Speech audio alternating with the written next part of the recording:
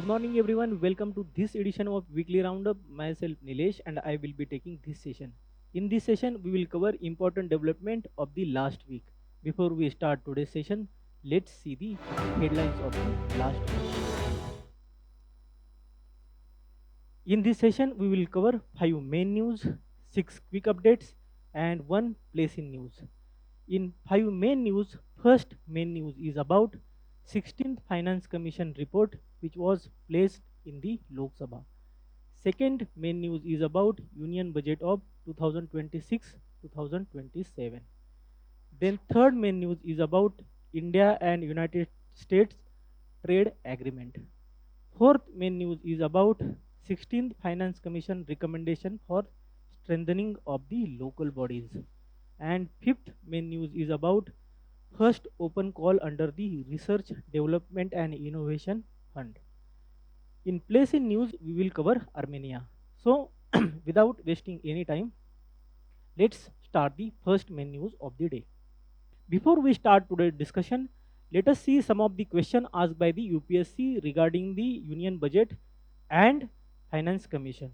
As the Finance Commission report is very lengthy and it is not recommended by me to you that to read all the Finance Commission report. We will see and cover important aspect of the report which will be asked in the examination, right? So before we discuss those news, let us see what are the questions asked by the UPSC regarding the Union Budget. So the first fact about Union Budget is that the budget is not mentioned in the Constitution. Constitution mentions about annual financial statement which is mentioned in the Article 112 and that is informally called as the budget, right? And who prepares budget? So Department of Economic Affairs under the Finance Ministry prepares the budget each year. Budget have the two components majorly. And which are those two components? So capital and revenue. Please understand these two facts because questions are asked from this area only. This is the static part. You can read this in detail in your static books. We will see about the relevant information in the MCQ. So let's see the first MCQ.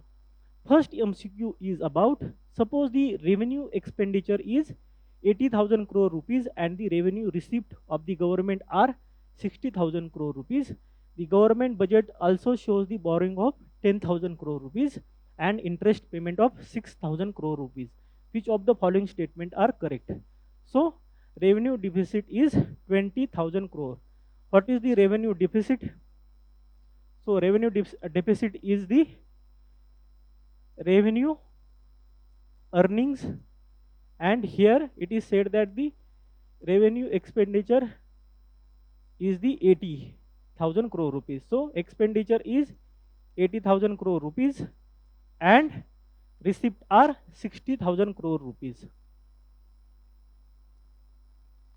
So this statement is true that revenue deficit is 20,000 crore rupees. The first statement is right.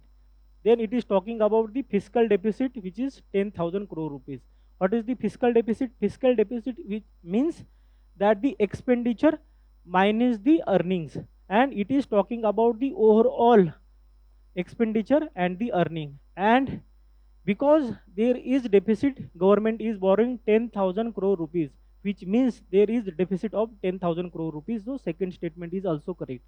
And what is the primary deficit? So primary deficit is the fiscal deficit minus interest payment, and it is 4,000 crore rupees. So third statement is also correct, and that is why answer is D, that is 1, 2 and 3. So this is the question. The second question is on the same principle. You have to apply this formula, primary deficit, right? You can get the answer. Please write the answer regarding the question number 65. Then there is main question, and question asked about distinguish between capital budget and the revenue budget, and explain the components of the both of these budgets. What is the uh, capital budget and what is the revenue budget? So basically here you have to talk about capital expenditure and capital receipt, and revenue expenditure and revenue receipt. What is the capital receipt? So generally loans taken by the government are the capital receipt which are not recurring. And what are the capital expenditure? So expenditure spent on the infrastructure, which is the one time investment, are generally called as the capital receipt. Sorry, capital expenditure. Same way, revenue budget is the revenue receipt. What are the revenue receipt? Various taxes are the revenue receipt. And what are the revenue expenditure? So salaries, pensions, all these things are the revenue expenditure. So this is about the questions. Now we will see the next question regarding it. So next question is about, consider the following statement: capital receipt creates the liability or cause the reduction in the assets of the government. And the second statement is that borrowing and the disinvestments are capital receipts.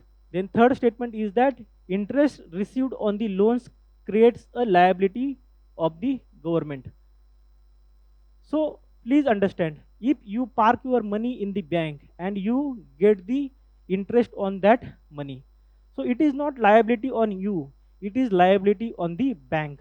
The similar way, if government is receiving interest, so it is not liability of the government, it is the asset of the government. And if government have given loan to the states, so state will have the liability. So this statement is wrong. This third statement is wrong. And when you eliminate third statement, what is correct? 1 and 2. And we have already discussed what is the capital receipt and expenditure in the previous slide. So the answer is A, right? Then see this statement. In India, income from the allied agriculture activities like poultry, farming, and wolf rearing in the rural area is exempted from any tax. Please understand that not allied agriculture activities but primary agriculture activity is exempted, but allied agriculture activities are not exempted. That is the first thing. Secondly, the agriculture can be taxed, but this power is with the states. So state are not imposing any tax right now.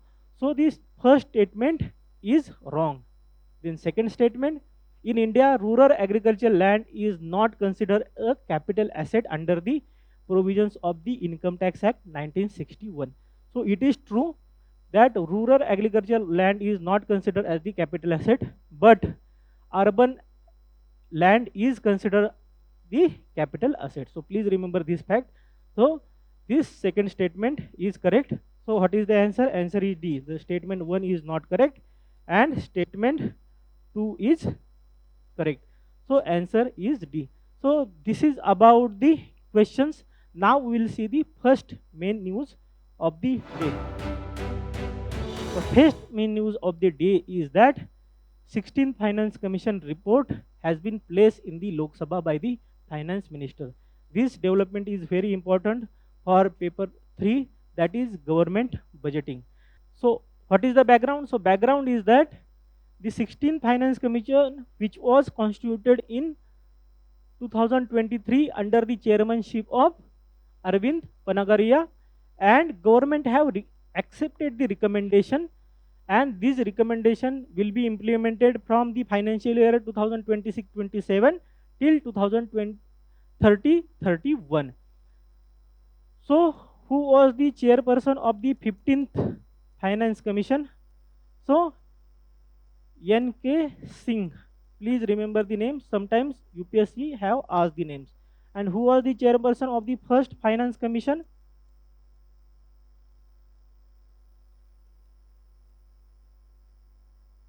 So K.C. Nyogi was the chairperson of the first Finance Commission. So this is about the background. Now we'll see about the Finance Commission, right? So Finance Commission is a constitutional body under the Article 280 of the Constitution, and it is constituted by the President of India every 5 years or earlier. Please remember this fact. And what is the composition? So it generally comprises of the chairman and the four other members appointed by the president. Are they qualified for the reappointments? Yes, they can be reappointed. So please remember this fact also. Then there is Article 281 of the Constitution, which says that the government will lay the Finance Commission report and the action taken report in the Parliament. However, please remember that this report is not mandatory on the government, and it is upon government to accept these recommendation or not accept these recommendation. So please remember this fact also. Regarding the states, state have the State Finance Commission, and the article for it is 243I. So it is appointed by the governor of the respective state. So governor of the respective state appoints State Finance Commission, and the article is 243I. This is about the background of the Finance Commission, their recommendation and relevant provisions about it. Now we'll see various recommendations given by the Finance Commission. So what are the key recommendations? So generally Finance Commission give the recommendation regarding the vertical devolution of the funds and horizontal devolution of the funds. We'll see what is the vertical and horizontal devolution of funds. Then they also give the grants in aid to the local bodies and even to the states, and they also give the various recommendation related to other matters also. So we'll see important recommendation given by the Finance Commission. Firstly, the vertical devolution. What is the vertical devolution? So generally taxes are collected by the center, and these taxes have to given to the states. And what is the proportion these taxes have to given to the state is the vertical devolution between the center and the states. And if these taxes are given to the states, so now states should also get the share through this corpus. So Maharashtra will get some share, Rajasthan will get some share. So what will be the formula to get divided this share into various states? That is called as the horizontal devolution between the various states. So this is the vertical and horizontal devolution. What is the recommendation given? So it is saying that the in vertical devolution, state share is deposable pool remains the divisible pool remains the 41%. Previously also it was 41%, so it is unchanged, right? And what is the horizontal devolution? So this 41% will be divided among the various states, and what are the criteria we will see in this slide. But before that, let us see what are the other recommendations. So there is other recommendation, that is the macro and fiscal stability. So it is saying that the state's fiscal deficit should be capped at the 3% of the respective state GDPs, and this should exclude loans under the special assistance to the state for the capital investments. So capital investments loans should be excluded from that 3%. So this is the another recommendation given. Now we will see what are the criteria under which the horizontal devolution will take place. The first criteria is the income distance. What is the income distance? So income distance is the per capita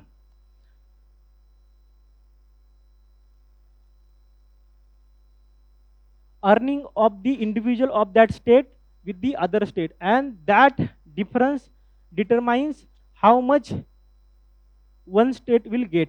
So this have the highest weightage, and in 15th Finance Commission that weightage was 45%. In 16th Finance Commission that weightage have little less, that is 42.5%.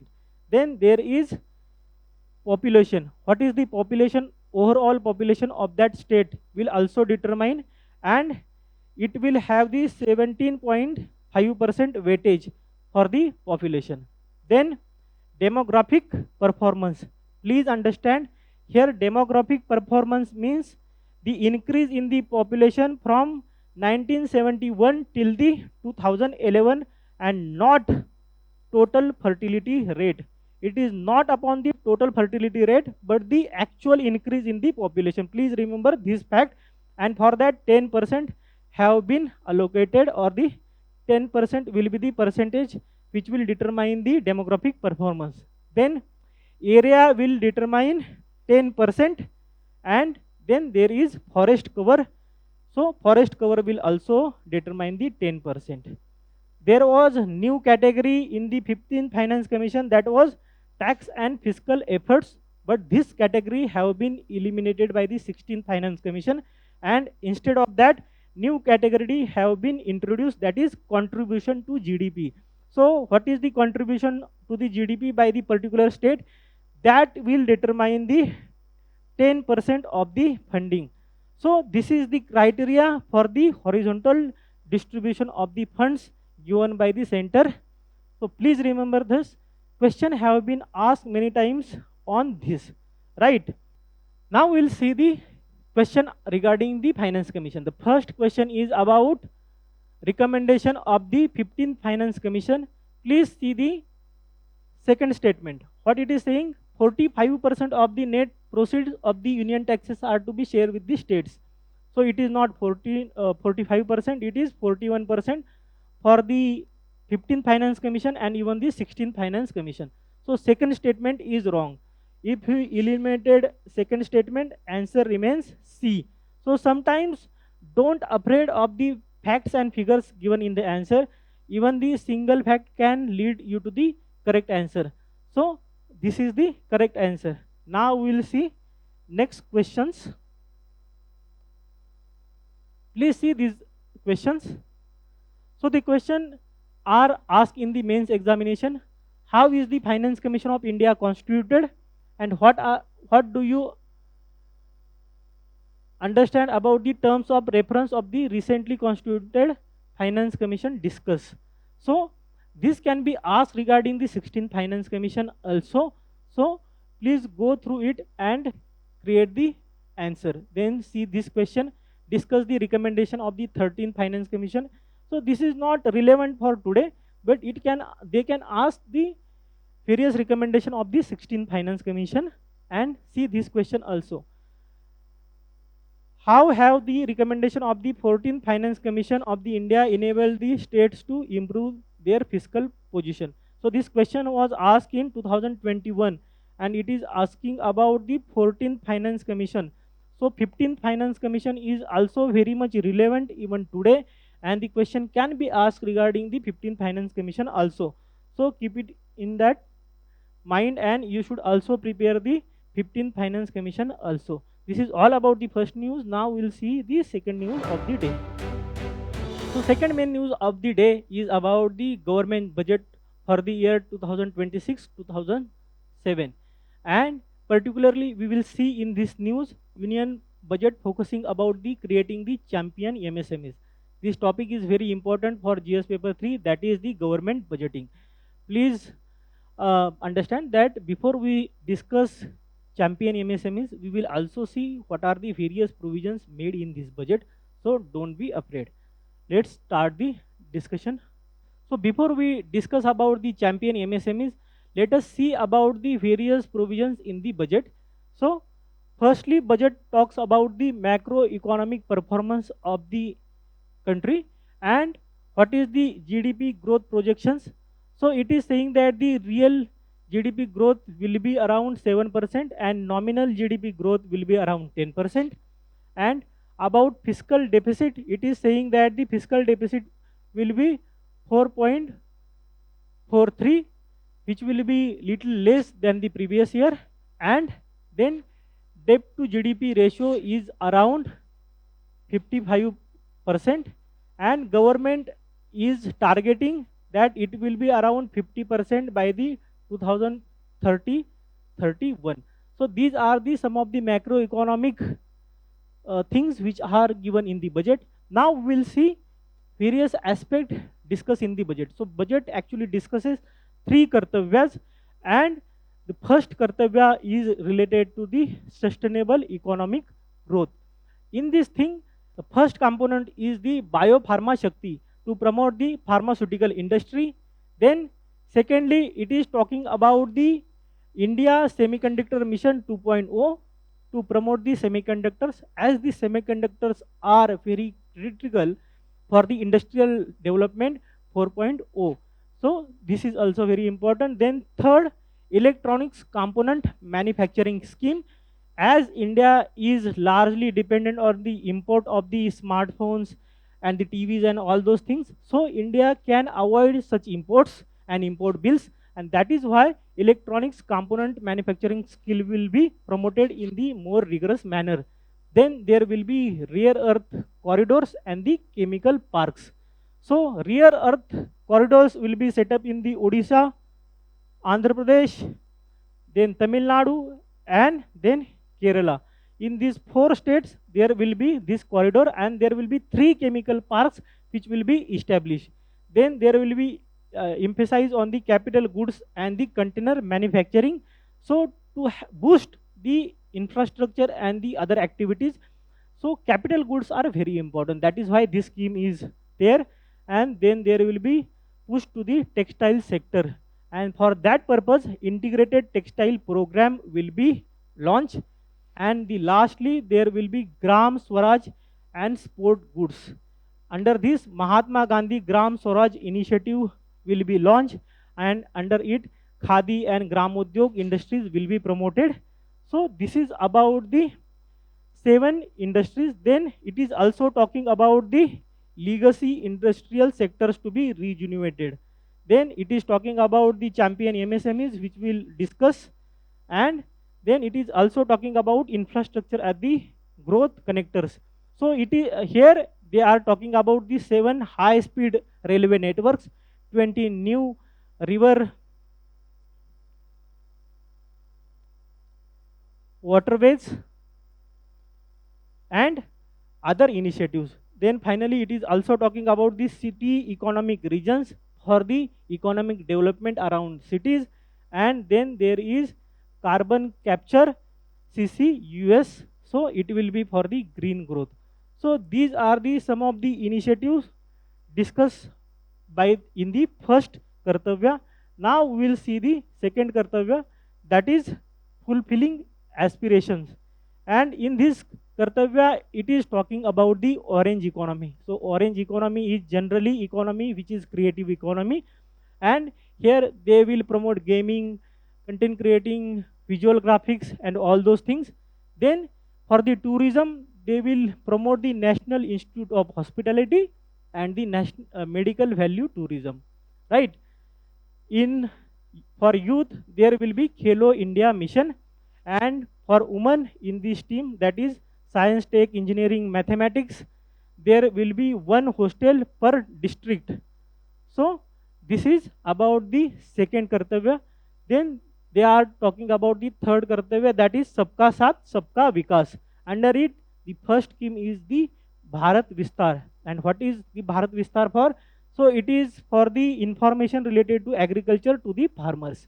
Then they are talking about the she marts. So self-help group of the women, and promotion and the selling of their goods will be under the she mart scheme. Then for the Purvodaya and Northeast, there will be Buddhist circuit, and then also East Coast Industrial Corridor. So this is for the Purvodaya and Northeast. And then for Divyangas, Divyang Sahara Yojana.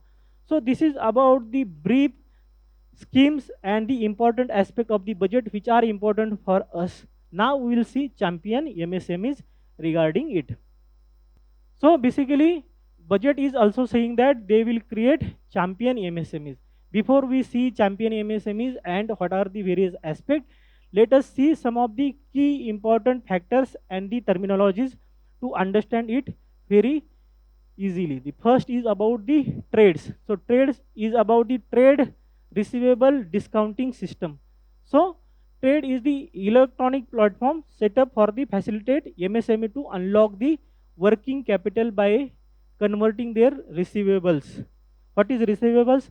Generally, many times what happens, they sell their products and they do not get money instantly, and such credit can be used to raise the finances. This is about the trade.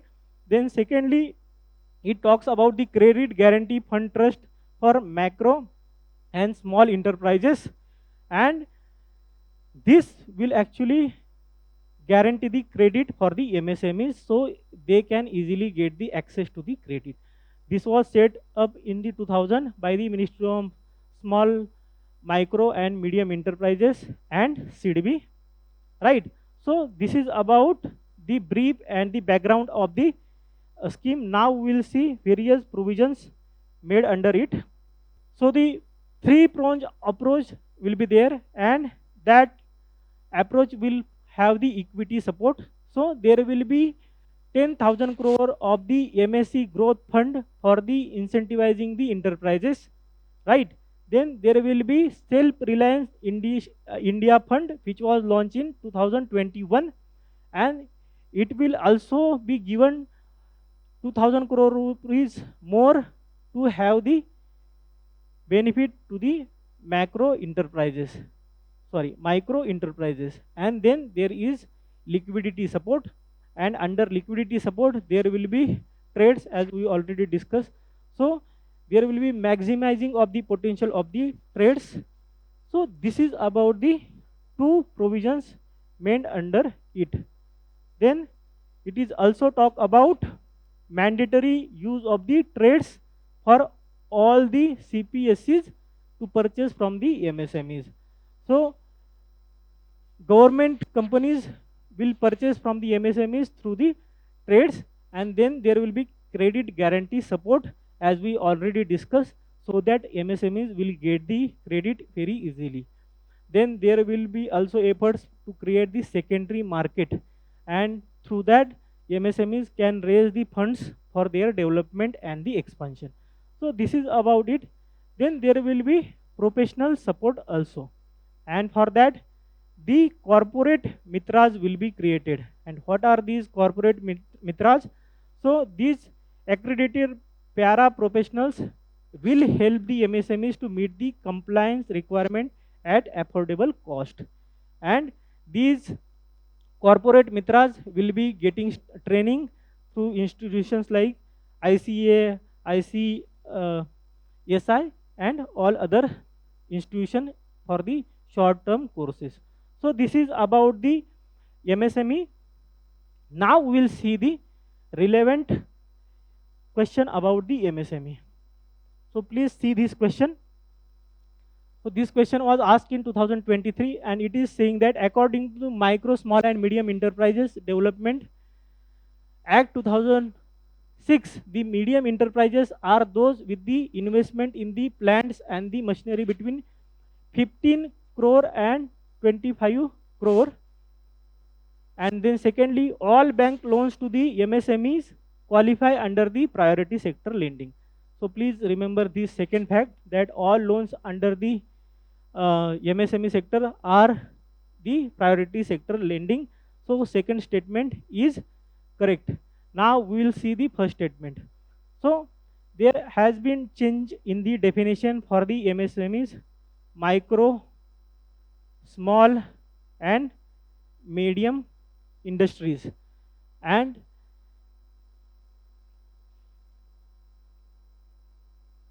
investment and turnover. So for the micro, the investment is about the 1 crore and turnover is for the 5 crore. For the small industries, the investment is the 10 crore and the turnover is of 50 crore. And for medium, the investment is the 50 crore and the turnover is 250 crore. So by this definition, the first statement is wrong, and that is why answer is B. So this is all about the second main news. Now we will see the third main news of the day. So third main news is about the India-US landmark trade agreement, and this is very important for paper 2, that is bilateral, regional, and the global grouping and the agreements. As we already know that US has imposed 50% tariff on India, 25% for the reciprocal tariffs and 25% for purchasing the Russian oil. And that is why Indian MSMEs and other sectors were impacted. The India is exporting majority of its goods to the US. US is the largest market for the Indian export, and because of these tariffs the export were hampered, and because of that there was large scale disruption in the pharmaceutical industry, textile industry, and other industries, and there were job losses because of that. So these were the implications. That is why it was very important to sign some kind of agreement with the US, not affecting the India's interest, particularly agriculture and the MSME sector. And after various negotiations, the trade agreement have been come to the final stage. And before that, India have also signed the mother of all deals, that is the India EU trade deal, and which we discussed last lecture. Now we will see what are the India United States landmark trade agreement, what are the nitty-gritties which are in the public domain, as the whole agreement is not in public domain, but some of the provisions are in public domain. So we will see those provisions. So this is the background of the India US trade deal. Now we'll see about the trade agreement. What are the various provisions which are in public domain? So the first is that US reciprocal tariffs on the made in India products will be reduced to 18% from the 25%, effective immediately. US have also withdrawn the additional 25% duty which was imposed because of the India purchasing the Russian oil. So this is the first aspect. Now there is many debate that the 18% is larger because various countries such as European Union, Korea, have Japan have the lesser taxes, about 10 to 15%. India have the larger, greater than that, that is 18%. But please understand that India have the direct competition with the various countries such as Bangladesh, Philippines, and all those countries, and India will having the less tariffs with respect to these countries. So this is very win-win situation for MSME, particularly textiles and the pharmaceuticals industry, leather industry in India. So this is one aspect. Secondly, as reported by the US, India have also agreed to scale the imports of the American goods, including the 500 billion worth of the energy technology products and the nuclear equipment. Also, India have also given assurance that they will also purchase the aircrafts which are Boeing generally. So this is also important aspect. And then India will progressively reduce the tariffs and non-tariff barriers against the US goods. So these are the some of the aspects which are given in the deal. Now just today there are more details of the agreement. We will discuss those details. So India tariff actions. So as we already discussed, will reduce the tariffs on the all US goods or reduce the tariffs. Secondly, cut tariffs on the US agriculture and basically on the nuts, fruits, wine and spirits, and also on the soybean oil. So this is one of the key aspect. Then they will also remove the tariffs on the additional products. So this is commitment by the India. What US have committed? So it will apply 18% reciprocal tariffs on the textile, leather, plastic, chemicals, home decor, as we already discussed. Then they will remove tariffs on the products such as aluminum, steel, copper, generics, gems, and aircraft parts. So this is also very important for the industrial sector of India, right? Then there are commitments regarding the non-tariff barriers and the standards. So there will establish the rule of origin. Then they will also address the barriers such as medical devices, ICT goods, and eliminate restrictive imports licensing. And they will align standards in 6-month review and discuss conformity. So this is about the non-tariff barriers. And what is about the future commitments? So India will purchase 500 billion US energy aircraft and technology over 5 years. So in 5 years, India will purchase about 500 billion US dollar equipments from the USA. Then increase in the trade tech about the GPUs data centers, which is very important for the industrial revolution 4.0 and particularly intelligence, artificial intelligence, right?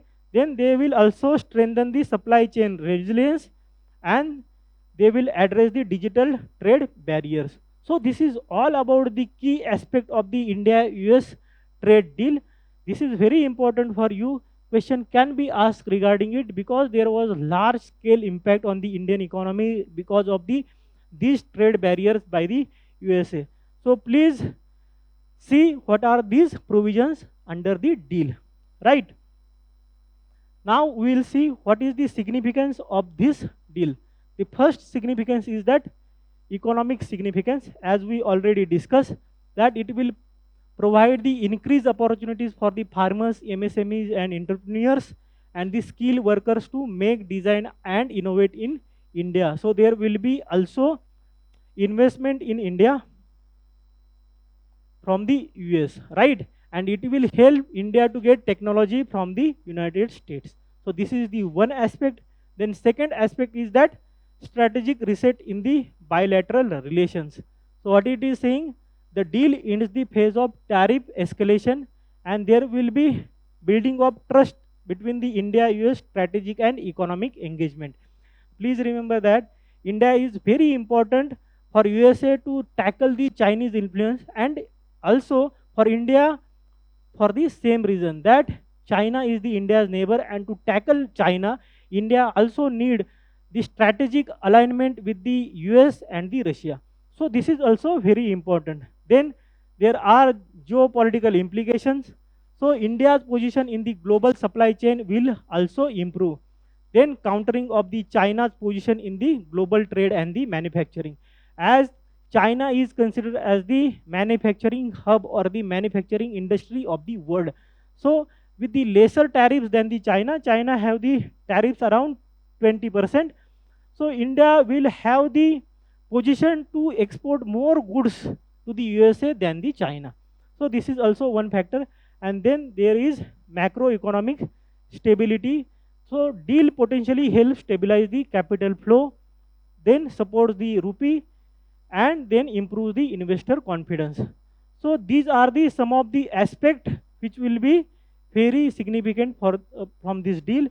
Then we will see about the India-US trade, as we already discussed.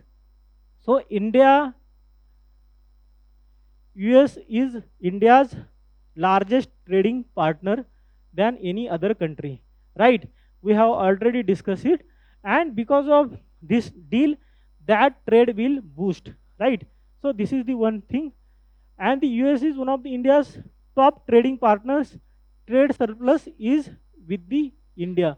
So India have the trade surplus in this agreement and driven mainly by the services and high value goods export, gems, jewelry and the services, because the Indian IT industry is ketone for the services in the USA, especially software and related activities, IT, all those things, even the higher technologies such as AI. So this is one thing. Then secondly, FDI investment.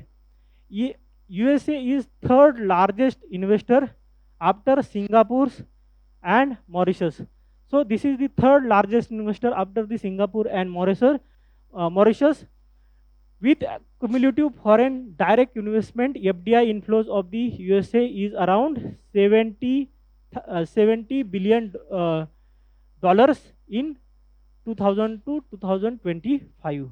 So this is very important for the FDI, foreign direct investment and related activities.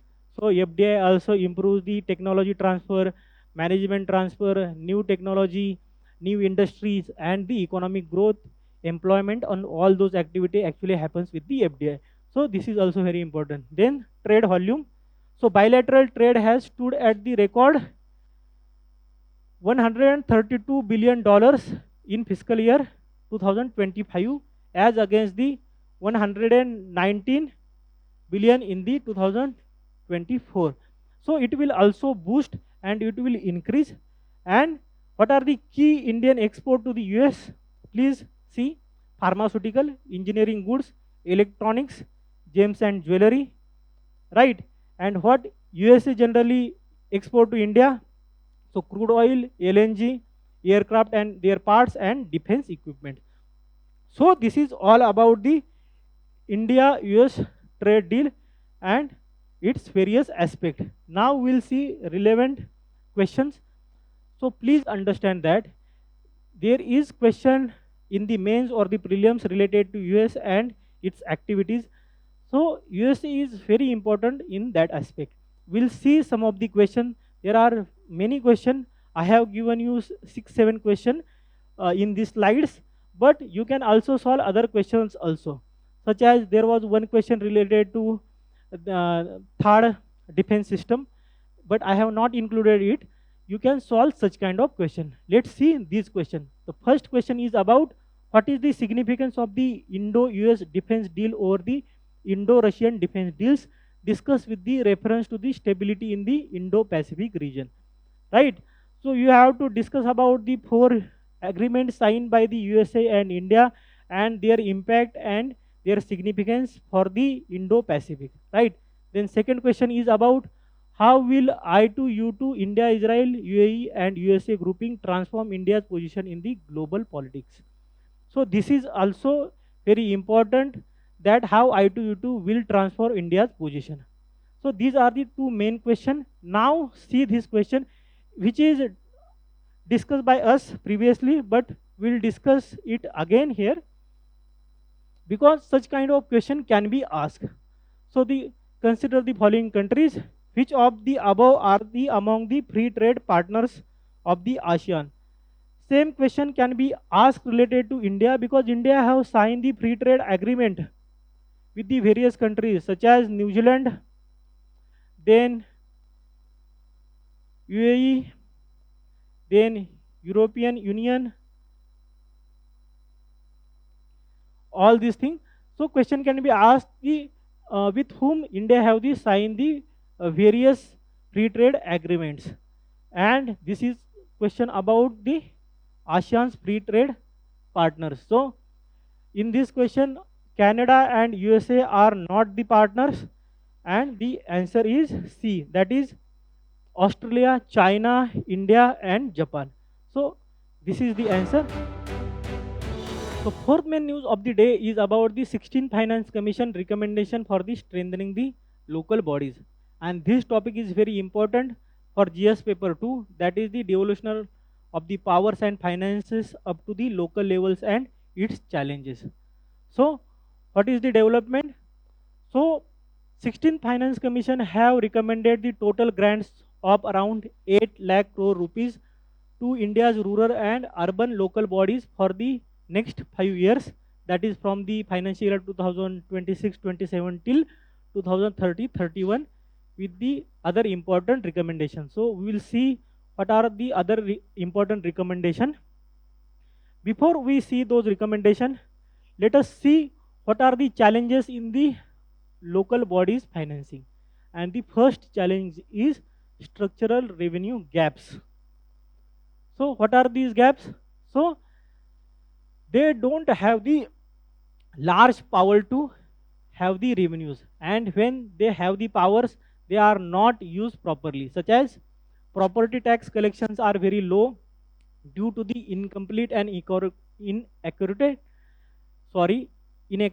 property records, low coverage, undervaluation of the properties, etc. And this is also around 2% of the total finances, which is around 5% in the OECD countries. That is also one of the aspects, that the collection is very low, and because of the collection is low, there are lack of finances. Then there is over dependence on the union and state governments, as we are already discussing.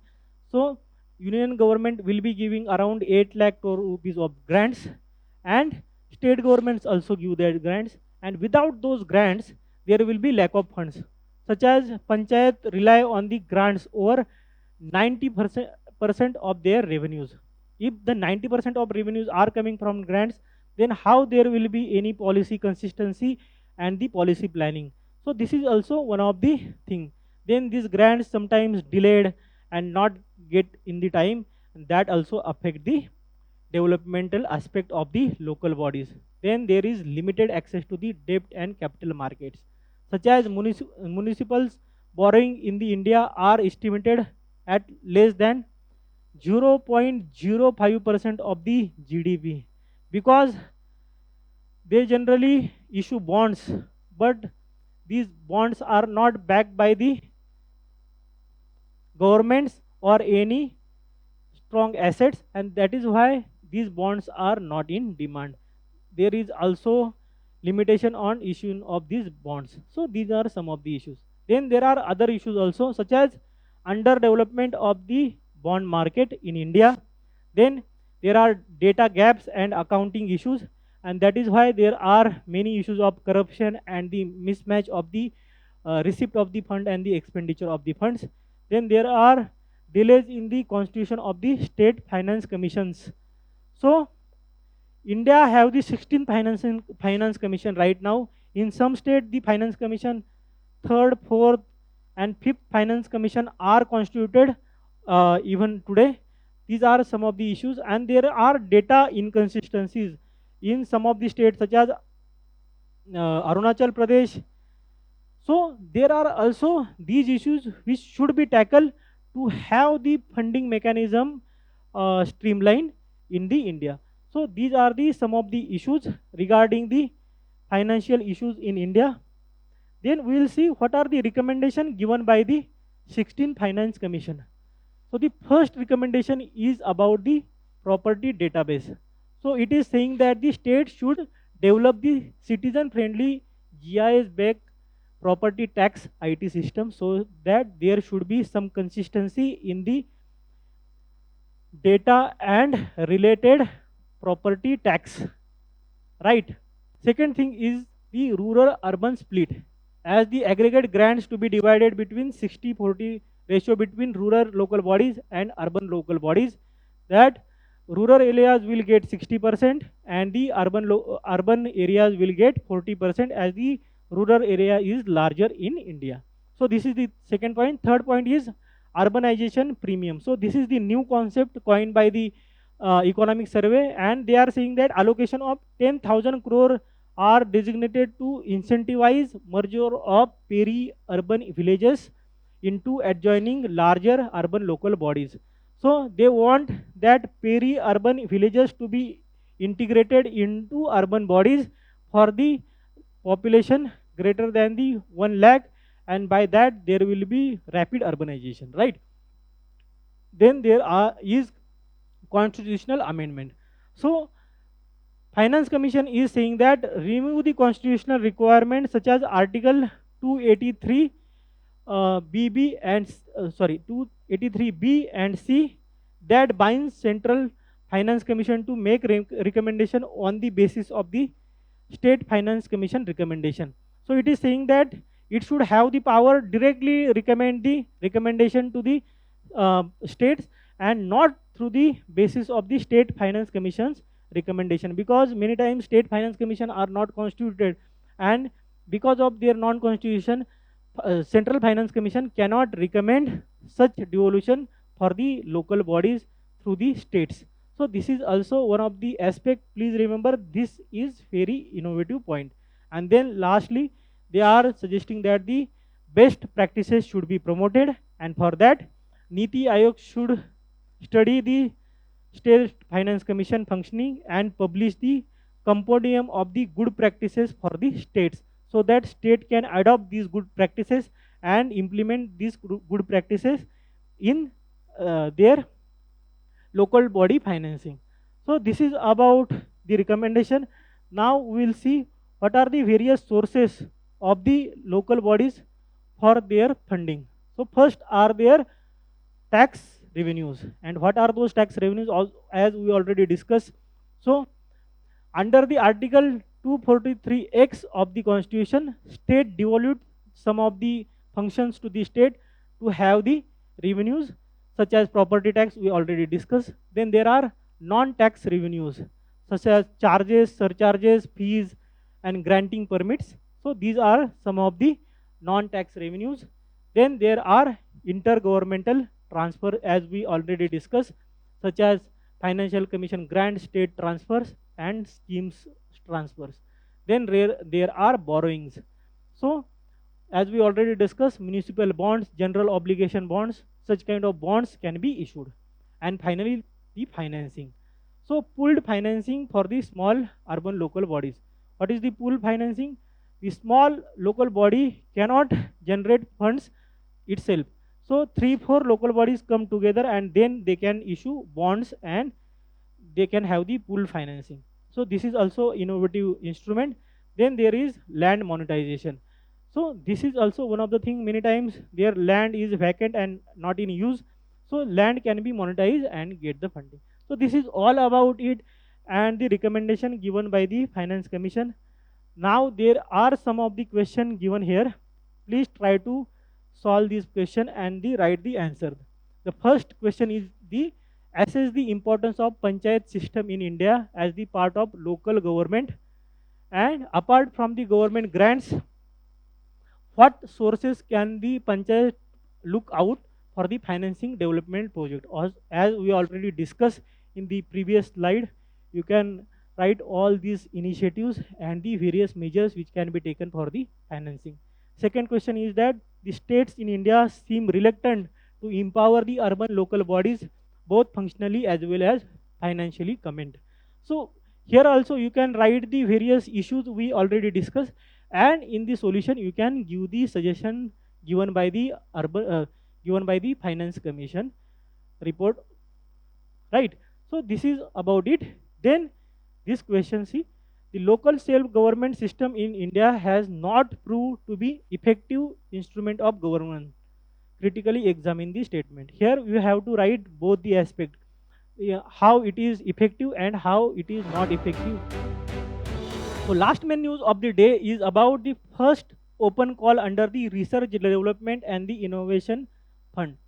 And this is very important for GS paper 3, that is indigenization of the technology and the developing new technology. So without wasting any time, let's see the background. And the background is that Technology Development Board launch its first RDI fund call supporting projects from technology readiness level 4 upwards under the Ministry of the Science and Technology. So this scheme is there for the R&D development and related activities in India. So let us see what is the technology readiness level. So technology readiness level is a measure of estimating technology maturity of the core technologies under these technologies or products utilizing them attain the market readiness, right? And originally introduced by the NASA, the technology readiness level scale is the metric with 9 technology readiness levels for describing the maturity of the technology from initiation stage to highest degree of the application commercial readiness. So this is the technology level.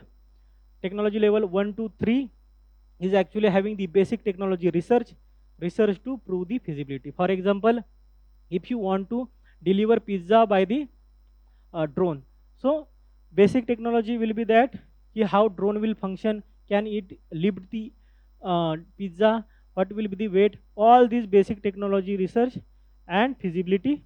Then there will be technology development. So prototype will be developed and see if it can lift the pizza. So this is the second thing. Then there will be technology demonstration. So then there will be full scale model will be built and they will see if it can lift the pizza for the some amount of time and for the distance. Then there will be system subsystem development. So finally the system will be developed and they will try to deliver the pizza for 1 kilometer, for example, with the tie up with some industry to see its effectiveness. And if that is the effective and it is efficient, then there will be system tested, launch and operationalize. That is the technology level 9. So this is about the technology readiness level. Now we'll see about the RDI fund scheme, right? So what is the RDI fund scheme? So this is the special purpose fund under the RDI scheme, which is the flagship initiative under the Department of Science and Technology. And what is the objective? So objective is that accelerating the investment in the India's R&D ecosystem and support private sector enterprises, startups and the industries working in the sunrise and strategic sectors. Please understand, sunrise and strategic sectors to transfer ideas into globally competitive technologies and the products, right? Then what is the corpus? So corpus is 1 lakh crore rupees over 6 years. And what are the mode of funding? So includes the loans, then 50% of the funds requirement, then equity participation up to 25% of the assigned assistance, and then debt to equity conversion at the latter date. So this is about the RDI fund. Now we'll see various priority sectors under the scheme. So which are the priority sectors? The first is energy security, transition and the climate change. Then such as carbon capture and utilization. Then there is technology, deep technology such as quantum, robotics, AI, all these deep technologies which are there for the industrial revolution 4.0. Then artificial intelligence for the Indian applications, and then biotechnology and the medical technologies. Then lastly, digital economy and the digital agriculture. So these are the priority sectors. Now we will see the related question about it. And the question is that the which of the following statement is are correct regarding the National Innovation Foundation India, right? NIF. The NIF is the autonomous body of the Department of Science and Technology under the central government. So this statement is correct. Secondly, NIF is the initiative to strengthen the highly advanced scientific research in the India's premier scientific institutions in collaboration with the highly advanced foreign scientific institution. So it generally promote research at the grassroots level. So this statement is not correct. The answer is one, only one. Then see this question. Scientific research in Indian universities is declining because of the career in the science is not as attractive as our business professions, engineering and administration, and universities are becoming consumer oriented, critically comment. So you have to write why there is challenge in the R&D in the universities, what can be steps taken, and what should be the various initiative to promote the R&D in the student. So this is all about the main news. Now we will cover the place in news, and today's place in news is Armenia. And what is the development? So development is that Chief of Defense Staff of India is visiting the Armenia. Let us see the important aspect of Armenia. Firstly, its capital is Yerevan. So the capital of Armenia is Yerevan. What are the political boundaries? So it is the landlocked country. And what are the bordering countries?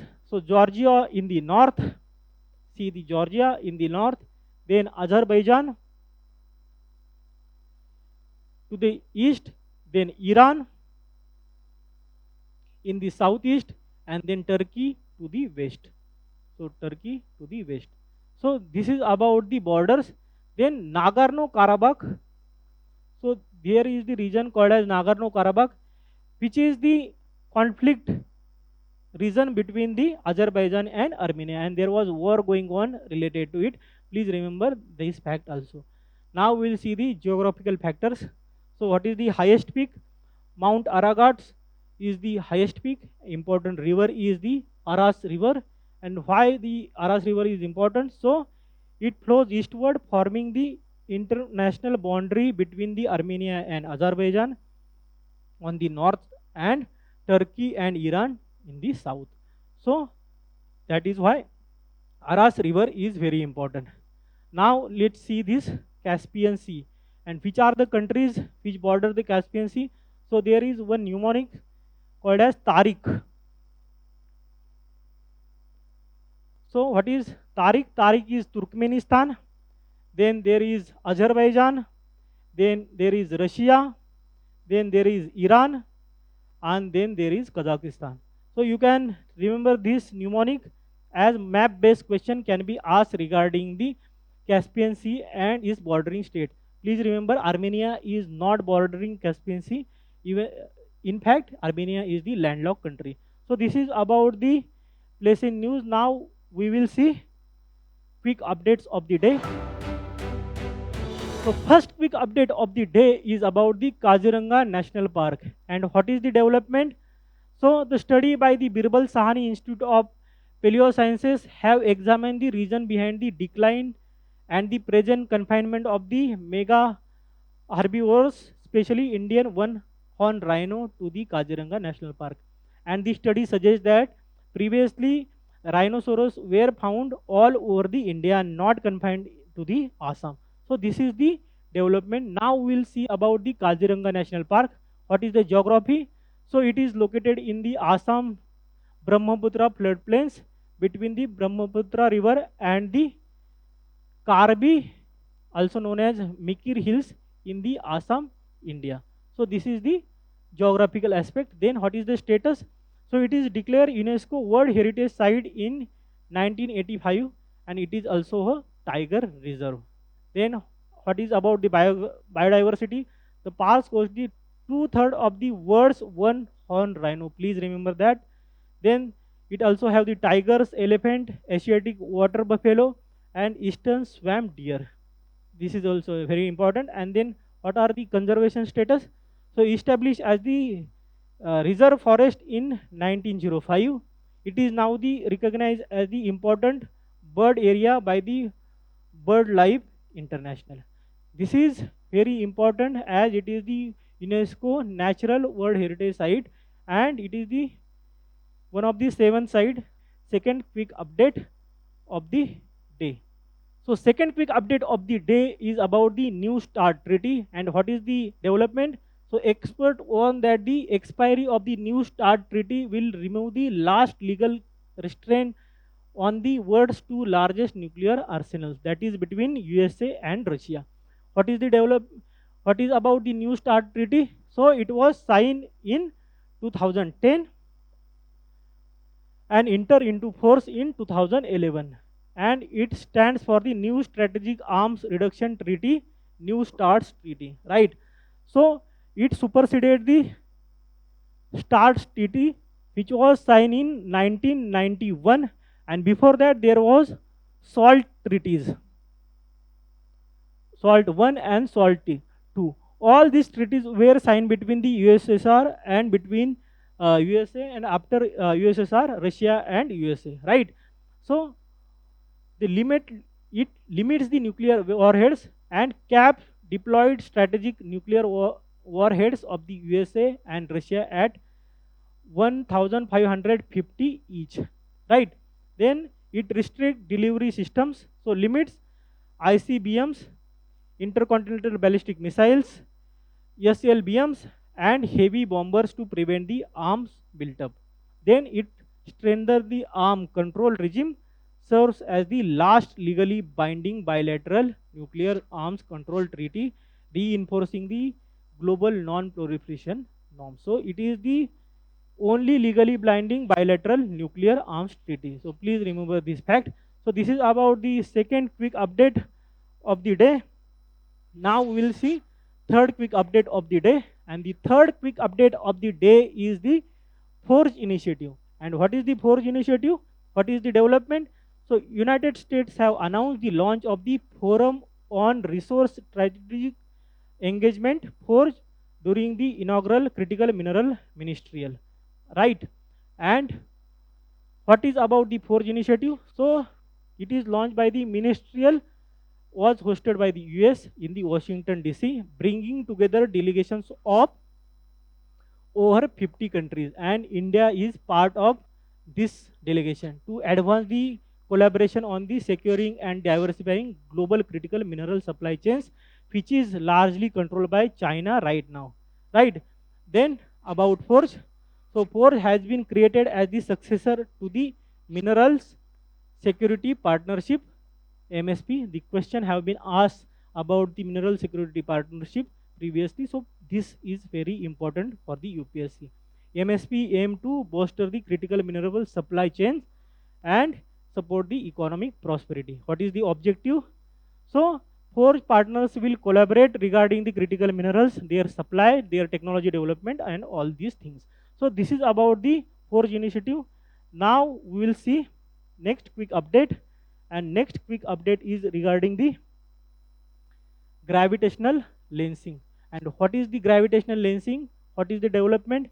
So astronomers have identified rare time wrapped supernovas whose light speed by gravitational lensing have the partially reached Earth while the rest is delayed by the decades due to the space-time distortion. So before we see what is the gravitational lensing, first see the supernovas. So what are the supernovas? So supernovas are the stars which have reached to the end of its life and explodes in the brilliant burst of light. What is the significance? When it bursts into brilliant light, so it provides critical data to measure the expansion rate of the universe and the study early cosmic history, because it will start expanding after the burst, and the rate of its burst will be the rate of burst of the universe in the start of its phase. So it give us important data regarding the expansion rate of the universe. Secondly, what is the gravitational lensing? So this is the star which is bursting, and when this ray is coming, what happens? It get distorted because of the gravity of the supernova, and because of it, this is the Earth, some rays come first and the other part of that light comes with the some delay. So this is the gravitational lensing, and because of it, what happens? We can see larger picture of that supernova. So this is the principle. So it occurs when massive objects such as galaxy cluster behaves like the lens and wraps space and time, causing light to bend. So this is the diagram, distort and magnify its as it passes around the massive object. So this is about the gravitational lens. Now we'll see the next quick update of the day. So next quick update is about the Donetsk region, and what is the development? So control over this region is the main hurdle between the ongoing Russia-Ukraine peace negotiation. So this is the Donetsk region, and please remember the names Donetsk, Luhansk, and Kharkiv. These are some of the names. UPSC is very keen to ask about the places which are in conflict. So UPSC can ask this question ki which where these regions are placed. So these are placed between the Ukraine and Russian border, and it is the place where the conflict is going on. This is the one factor. So location is in eastern Ukraine, right? Then about its border, so Sea of Azov is there, and Sea of Azov connects Black Sea through the Strait of Kerch. So this is the Strait of Kerch, and this is the Black Sea, right? So this is also important factor. Please remember the Strait of Kerch, and why it is important for its resources. So it rich in coal and the shale gas and salt reserves. So this is about the Donetsk region. Now we'll see the last quick update of the day. So last quick update is about the exercise Khanjar, and what is the development? So 13th edition of the Joint Special Forces exercise Khanjar started at the Misamari in the Assam, right? And what is about the exercise Khanjar? So it is the annual bilateral military exercise between India and Kyrgyzstan, and its aim is to enhance the interoperability between the special forces of the both the nations. So this is all about this week's weekly roundup. To read further about the current affairs, you can visit our digital current affair portal where you can solve various quizzes and read various current affair related material including PT 365. This is all for the day. Thank you.